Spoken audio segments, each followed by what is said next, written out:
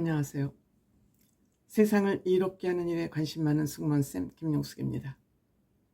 대한민국 정치가 엉망진창이지만 대한민국 정치가 한 단계 발전하기 위한 과도기라고 저는 생각을 합니다.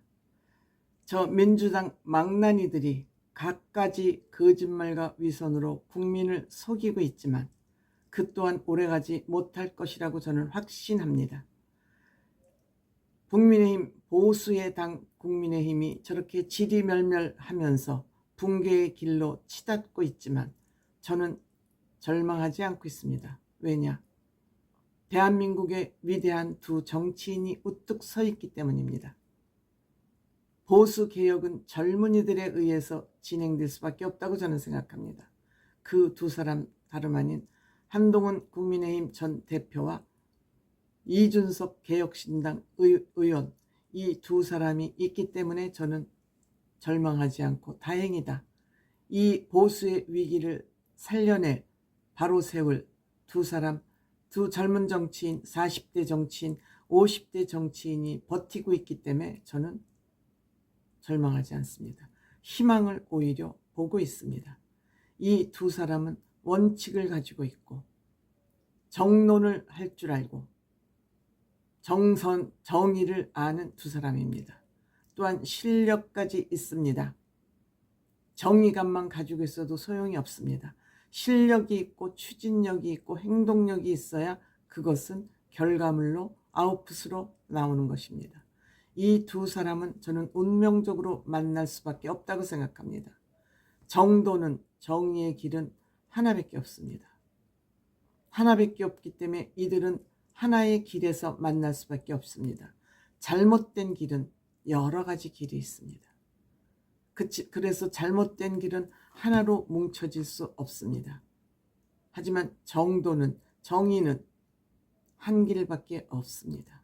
바로 오름의 길입니다. 오름의 길입니다.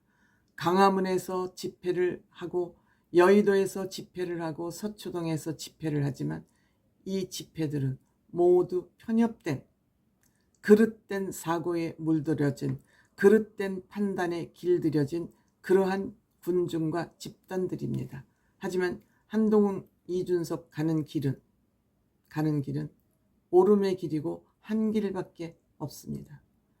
즉 한국의 보수는 지금 자유통일당은 정광훈 목사에 의해서 보수를 망가뜨리기 시작했고 멸망시키기 시작했습니다. 여기에 기대인 윤석열 대통령은 계엄을 선포하고 탄핵을 당하기까지 이르렀습니다. 여기에 큰 역할을 한 것은, 이렇게 윤석열을 망가뜨리도록 종용한 것은 바로 김건희라는 괴물이죠. 천박한 이념을 가진 김건희라는 괴물에 의해서 대한민국 보수가 농락당했다고 저는 생각합니다. 여기에 반대를 한, 여기에서 핍박을 받은 두 사람이 바로 한동훈이고 이준석입니다. 힘 있는 자에게 맞섬으로써, 대들므로써 그들의 운명은 힘든 것 같지만 빛을 보기 시작했다고 생각됩니다. 이들이 어떤 모습으로 만날지는 모르겠습니다. 다만 제가 생각하는 모습은, 지금 한동훈 대표는 정치 경험이 적기 때문에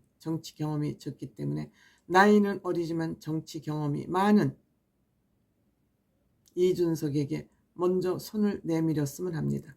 누구를 할 것도 없이 동시에 내밀면 더 좋습니다. 그런데 이준석이 먼저 손을 내밀지 않았나 이렇게 생각이 듭니다. 이 건전한 상식을 가지고 자존심도 있고 실력 있는 이 두 젊은 정치인, 방식은 다르지만 문제의식, 문제를 풀어가고자 하는 그런 의지와 노력은 같다고 생각합니다. 방식은 큰 문제가 아닙니다. 가치관이 중요하죠.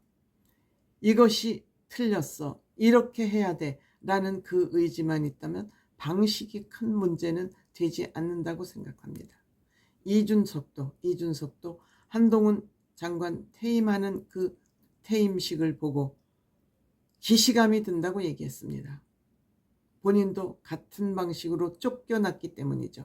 즉 윤핵관과 윤 대통령 측근들로부터 같은 방식으로 쫓겨났기 때문에 한동훈 대표가 쫓겨나는 모습을 보면서 기시감이 든다.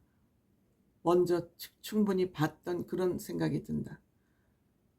방식은 달랐지만, 문제를 해결하고자 하는 방식은 달랐지만 문제를 해결하고자 하는 의지, 노력은, 또 문제의식은 같다. 그래서 그 부분을, 한동훈 전 대표의 그 부분을 본인은 높게 평가하고 있다. 즉 힘 있는 자와 맞선 그 자세는 높게 평가하고 있다. 즉 해결 불가한 것을 알면서도, 해결이 불가한 것을 알면서도 거기에 도전하는 그 마음은 높이 평가한다는 그 얘기가 될 것 같습니다. 앞으로 한동훈 전 대표가 정치의 길을 계속 간다면 언젠가는 만날 수 있을 것으로 기대한다고 얘기했습니다. 이 생각과 저는 120% 동의합니다. 같은 길을 가는, 그걸 동지라고 그러지 않습니까? 같은 뜻을 가지고 있는 사람이라면 만나지 않으려고 해도 만나질 수밖에 없습니다. 이런 의미에서 이준석 대표가 본인의 SNS에 직접 글을 올릴 것입니다. 그리고 한동훈 대표를 좀 아프게 지적한 본인의 그 말이 있었습니다만, 이것은 내가 평가와 조언을 한 것은 진심을 담아서 했던 것뿐 여기에 어떤 감정도 섞여 있지 않았다라고 본인이 그동안 한동훈 대표를 비판했던 것에 대해서 해명도 하고 있습니다. 그리고 본인이 쫓겨나 받기에 한동훈 대표는 본인과 똑같은 일을 겪지 않기를 바라는 마음으로 평가와 조언을 했다고 과거의 본인의 발언에 대해서도 해명을 하고 있습니다. 특히 한동훈 대표 말에 공감한 부분은 대한민국이 잘 되기를 바란다. 그 담화문 마지막에 대한민국이 잘 되기를 바란다. 이준석 본인도 대한민국이 잘 되기를 바라는 마음에서 2번 보따리를 싸서 어디로 날랐고, 이렇게 하지 않으면 대통령이 당선될 수 없다는 판단하에 보따리를 싸서 날랐지만, 이것을 이 꼴통 보수들은 싸가지 없다고 싸잡아서 비판을 하고 있습니다. 저는 생각해 봅니다. 이 썩은 물 안에서는 맑은 물 한 바가지를 뽑아야 변하지 않습니다. 결국 보수라는 엔진을 두 사람이 밖에서 만들어서 그 새로운 엔진을 갖다 끼워야 한동훈, 이준석이 바라는 대한민국 보수의 개혁이 저는 일어날 것으로 생각됩니다. 이 두 사람이 뜻을 합한다면 대한민국 보수 정치, 아니면 대한민국 모든 정치 개혁에 아니 될 일이 없다고 저는 생각합니다.